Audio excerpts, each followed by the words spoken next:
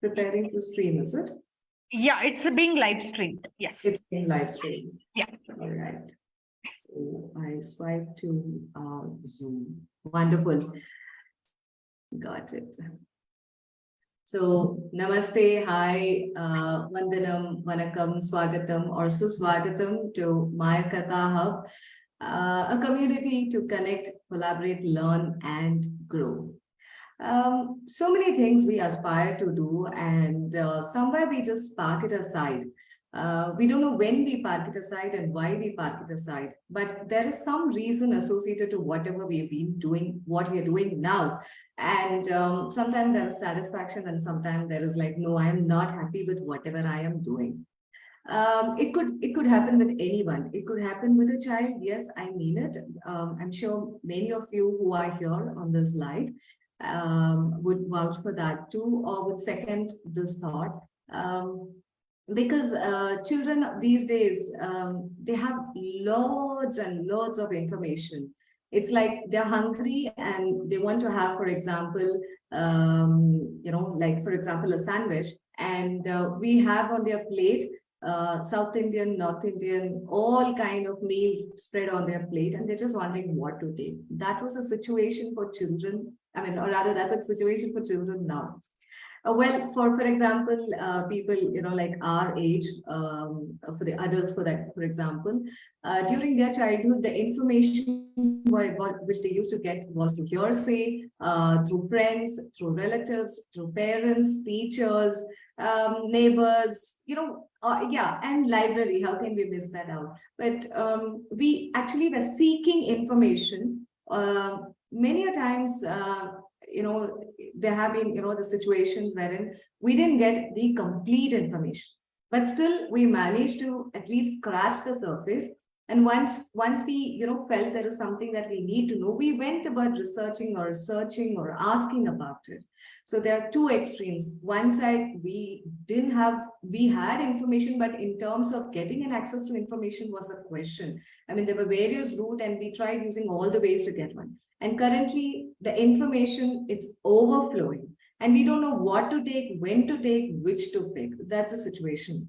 And when such a situation happens, that's when we hold ourselves. In both the situations, like we hold ourselves from sharing what we want to share, whether we can share. Okay, without taking much time, you all have been saying next to me on the screen, we have Devi, who is a communication coach.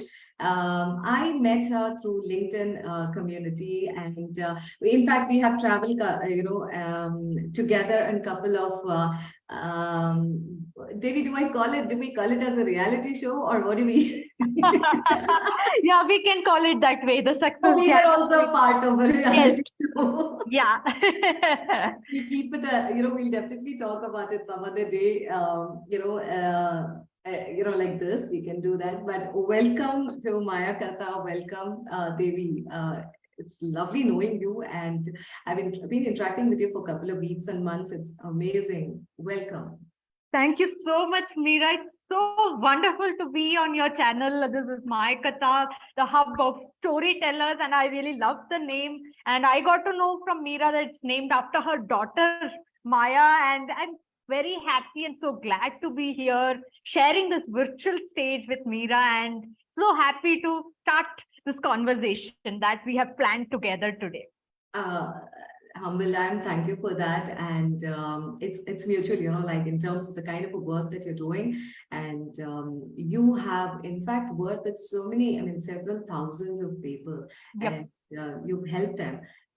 So probably if you could just give our viewers a gist. And before that, I wish to add over here, Devi, that, I will just look into the phone. The purpose is that, when there's somebody joining in, probably if in case, I can just help them join in the process or get, collect their questions and things like that. Yep, so yep. Just give us an understanding about, briefly, like how you got into this and what is that you do? Yeah. Yep. That's a very interesting question to start with my background, Meera. So let me give a brief about how I actually came into communication coaching and training. So initially, I was into a corporate. I was an engineer. Then I quit my job to prepare for civil services. So that was one of the lowest point of my life when I didn't, make it to the prestigious service. So I reached up to the last final interview round, and that round let me down and I couldn't proceed further. So that Okay. was a point where I had to bounce back. That's when I identified that my passion of speaking and writing can take me a long way. So that's when I started exploring public speaking and business writing. So I became a professional speaker. I became a professional writer as well. And these two fields gave me a lot good returns, very good returns, and I enjoyed this to the core. So after traveling so far, then I thought, what's the next step? Where to use this public speaking and writing knowledge? That's when the idea of being a coach and a trainer came by. So I thought, why not, train youngsters, train the working professionals, make them proficient in terms of their communication. That's how I took up the role of a trainer as the role of a coach. And then now it gives me immense pleasure to, give back what I have learned and to ensure that people don't fail at places where I failed in the past. I have failed an interview that cost me civil service. I've failed business presentations when I was in corporate. So many aspects when it comes to behavioral skills, soft skills. So it's very gratifying to give back to people and uplift them. And it's very good. And it fills my heart when even one person comes to me and says, Devi, because of your inputs, here we have cleared the interview. Here we are in a better position at our work. So I have actually made it my lifelong mission to empower 1 million people become better communicators. I know it's a big goal, but slowly and steadily I'm making progress, and with the help of like-minded people like Meera, many other community members, I'm sure I'm inching towards that goal and that vision. Wonderful, wonderful. I can totally understand.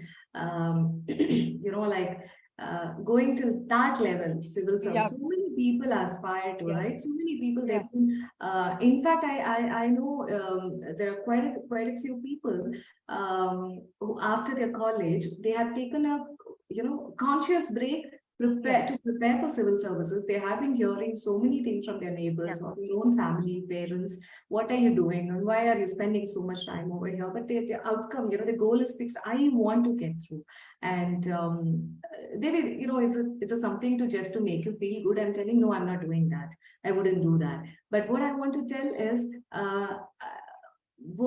there is in Hindi, I'm not getting the exact word, but I did share about this earlier also. मंजिल उसका कभी नहीं जो कभी घर से बाहर निकला ही नहीं. Like I'm sure you definitely relate to that. yes, yes, So what you are doing now, I mean, that one step you said that 1 million, of course, to reach 1 million, we need to take first step.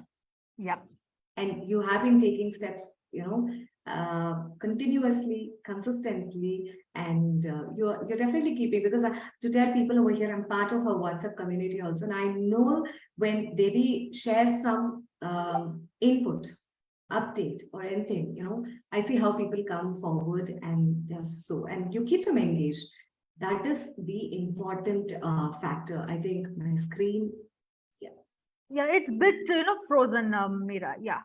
Uh, So Okay, but we'll keep the conversation yeah, going. I'm yeah, sure it yeah. will come back.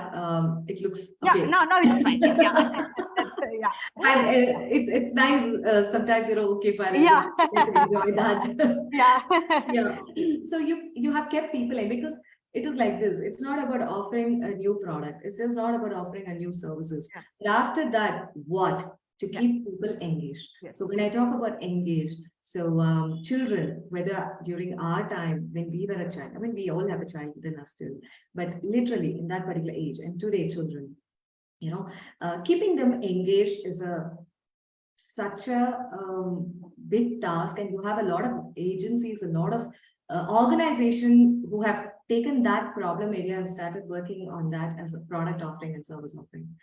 From that, but wherever whatever offerings are being done, people come back and say, I want my child to speak.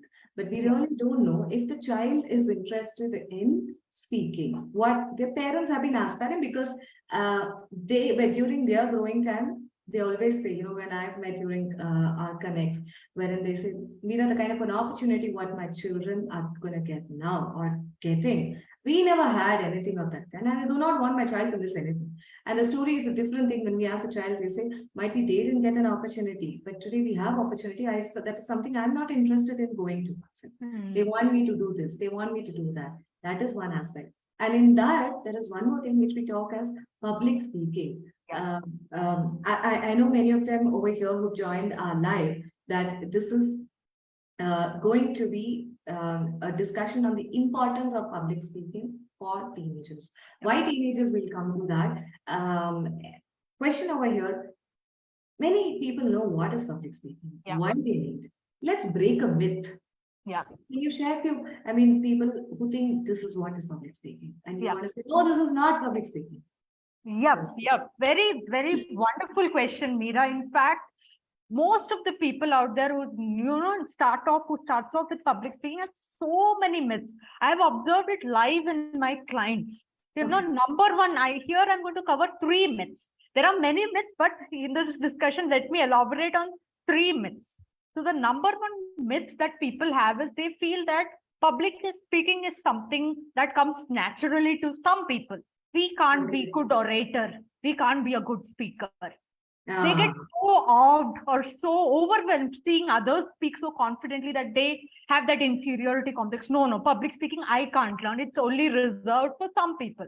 But that's the myth. The myth is that public speakers or great public speakers are not born. They are made.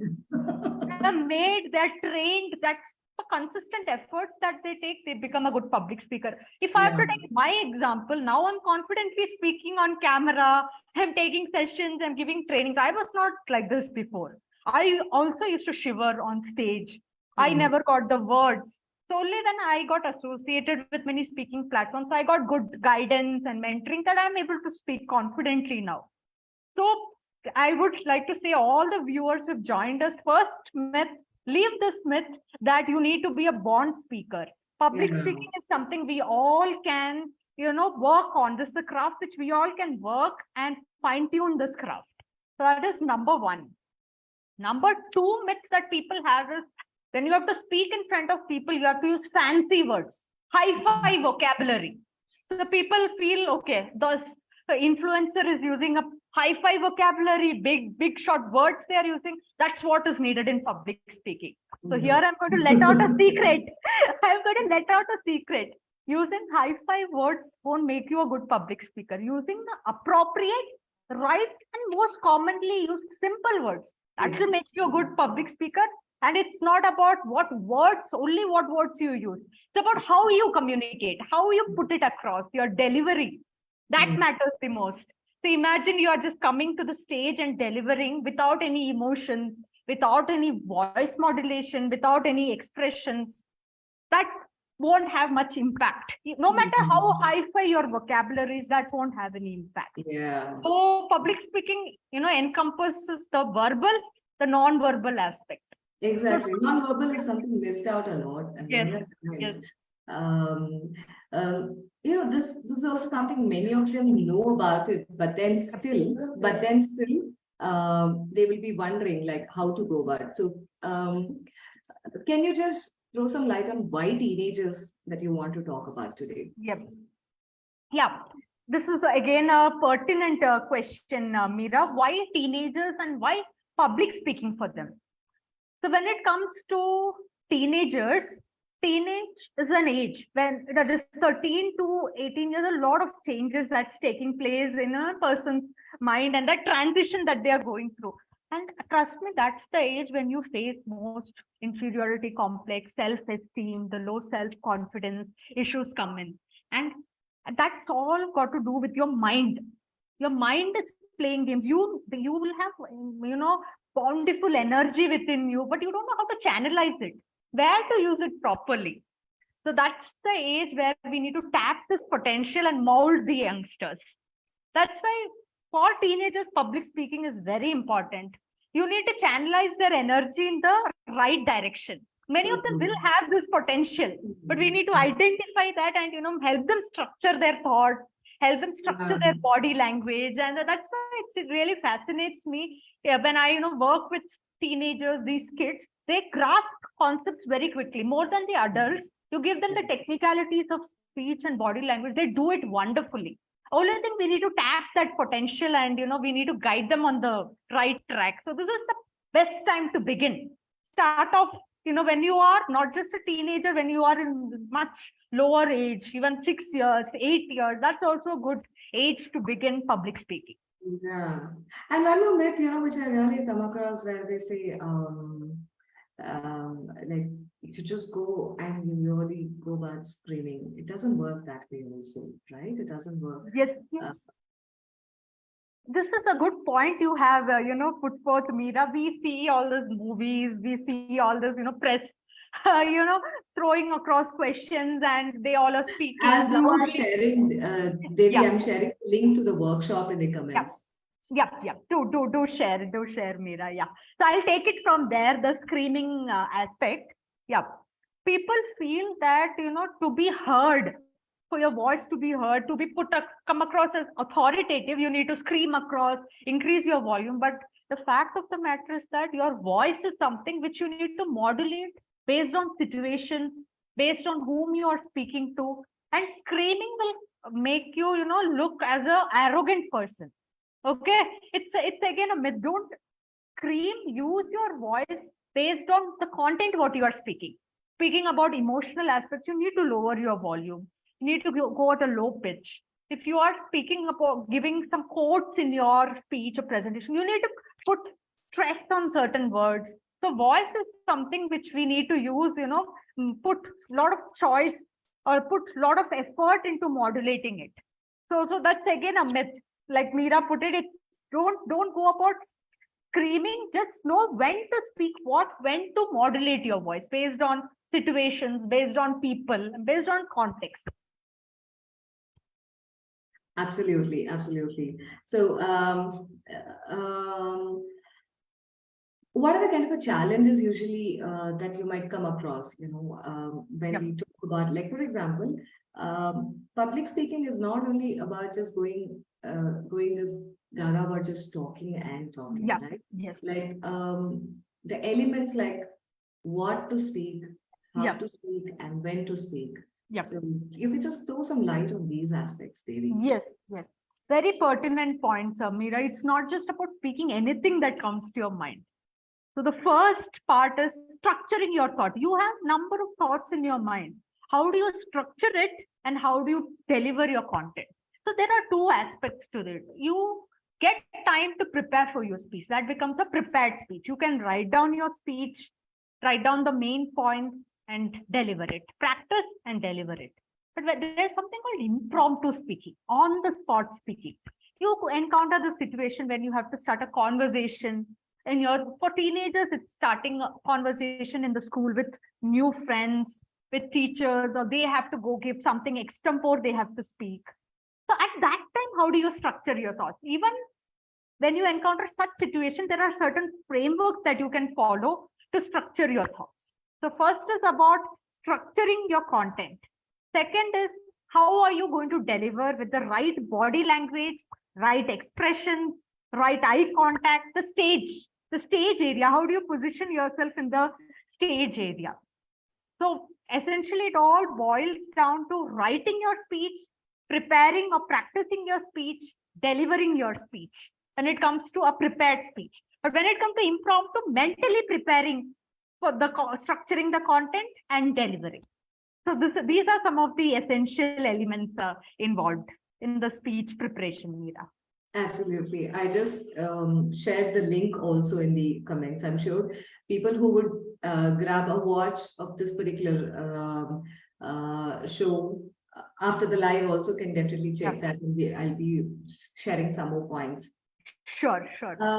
Something that you would say as a starting, a starting element when we talk about public speaking for teenagers in a workshop.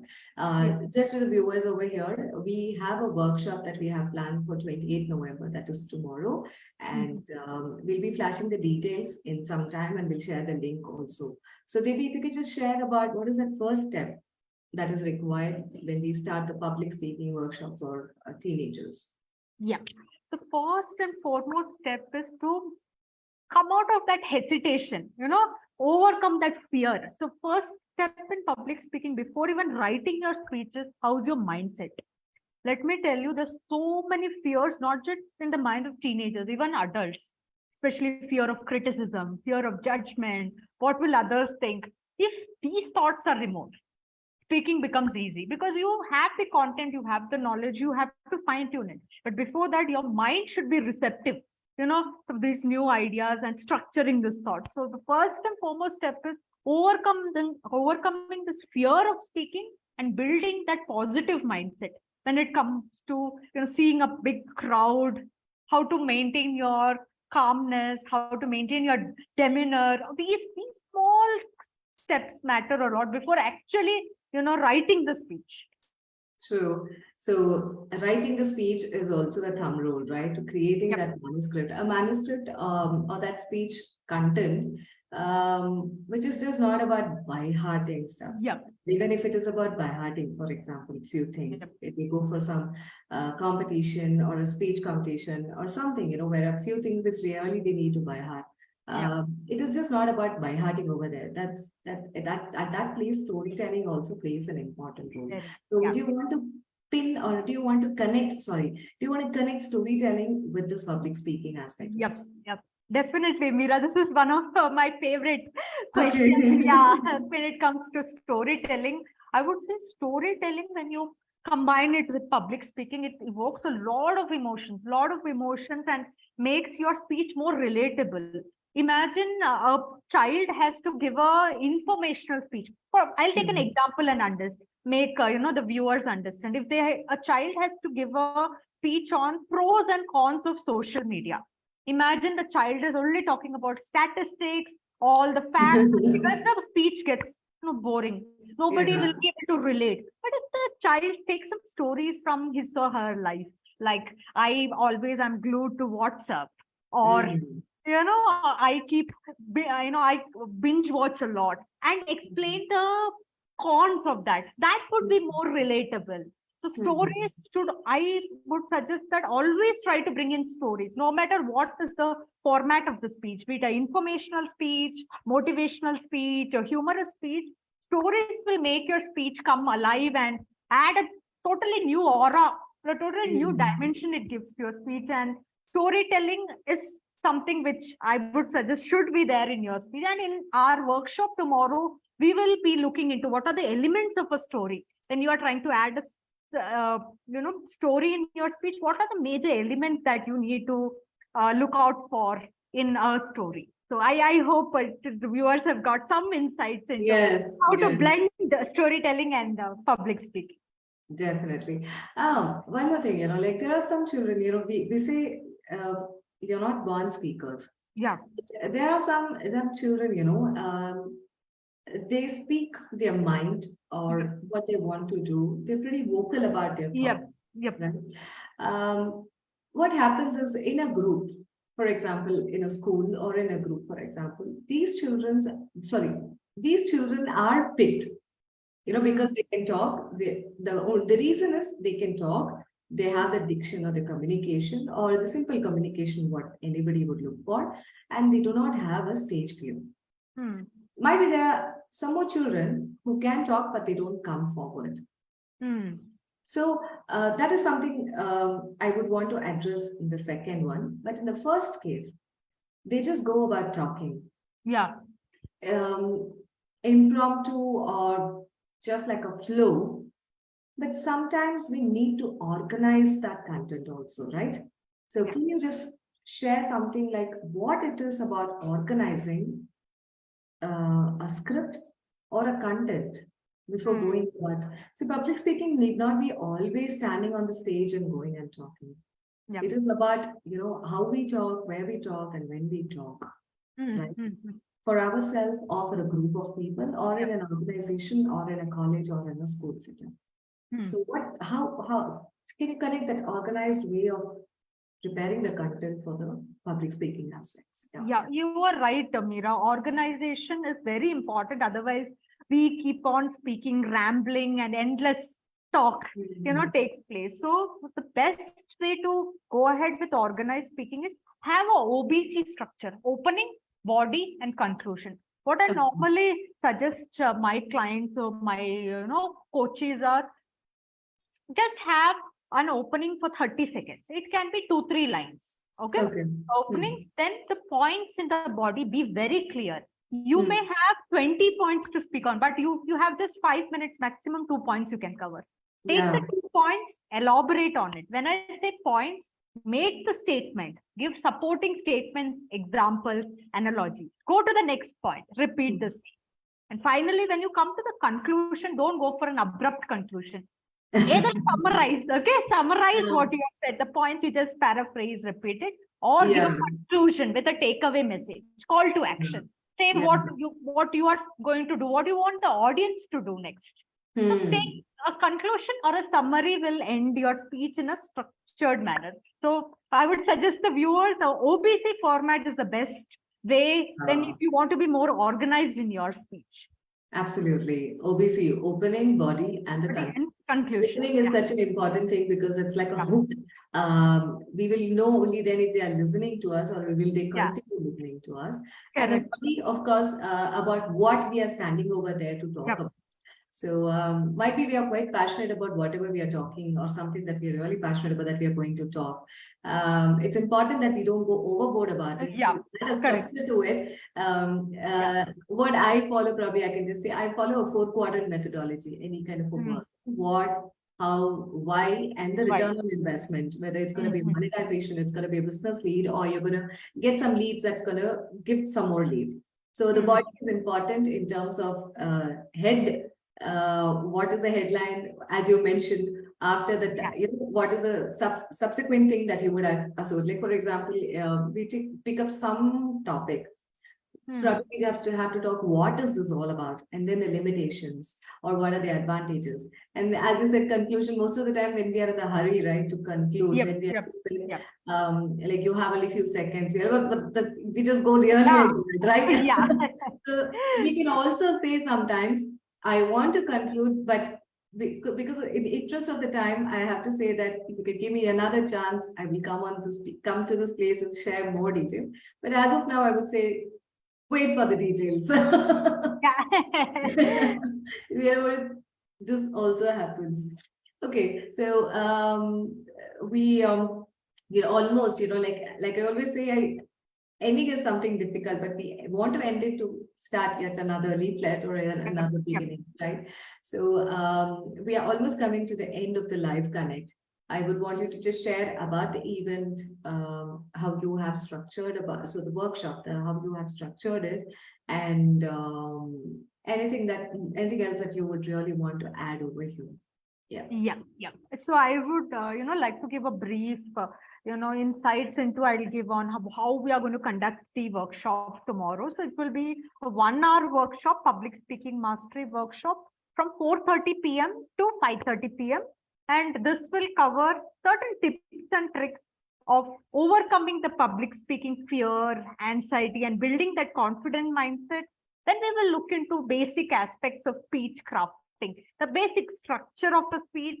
Then not after writing, how are you going to deliver it with some techniques? How should you position yourself on stage? How should you use your expression, modulate your voice? So these are some of the basic factors we are going to touch upon, and also audience engagement strategies. It's not just about delivering. How well do you connect with the audience with questions or props? So we'll be discussing these aspects as well, and I hope it will be insightful for all the children who will be joining in tomorrow, and hoping to see all of you. And I hope that you will be more confident when you attend tomorrow's session, and you'll walk away with so many insights. Definitely, I'm sure they should, because I've seen your workshops, and I've seen people how they respond to also, and your previous batch also. So I'm sure it's definitely going to be helpful, because the thing is, Devi, like we have so much of information sometimes. We want to give a load. Like my mentor, my coach, I wish to quote his name, Mr. Bhartesh Suvarna, who says, a teacher is ready only when the student is ready, right? He always says this. So we might have lots of students, but are those students ready uh, to allow their teacher to work with them? Because only then a teacher can also teach. So you have a lot of insights to share, but it's all about taking that next step or that little first step, the first step to incorporate these learnings. So with this, we'd like to say signing off. And Mayaakatha Hub, we are planning some more such connects. We are coming up with in terms of tying up or collaborations with trainers, mentor, coach from different fields. It could be from the corporate, it could be life coaching, or it could be related, for example, how we use the storytelling as a tool to not only in the personal space but also in the professional space, how we use a tool, storytelling as a tool or writing as a tool, the words as a tool to create, to gamify the story that can talk data.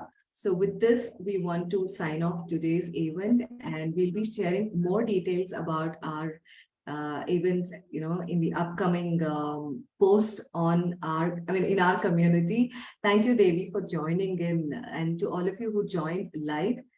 Thank you so very much for being over here. Thank you so much, everyone. Looking forward to seeing you all in the workshop tomorrow. Thank you so much, Meera, for this opportunity. It was a lovely conversation. Really loved sharing my inputs. Pleasure is mine, and we are looking forward to work with you, Devi. Thank you so very much. Yeah, definitely, Meera. Same here. Yeah, let's take this collaboration forward. Yeah. Yes, thank you. Thank you.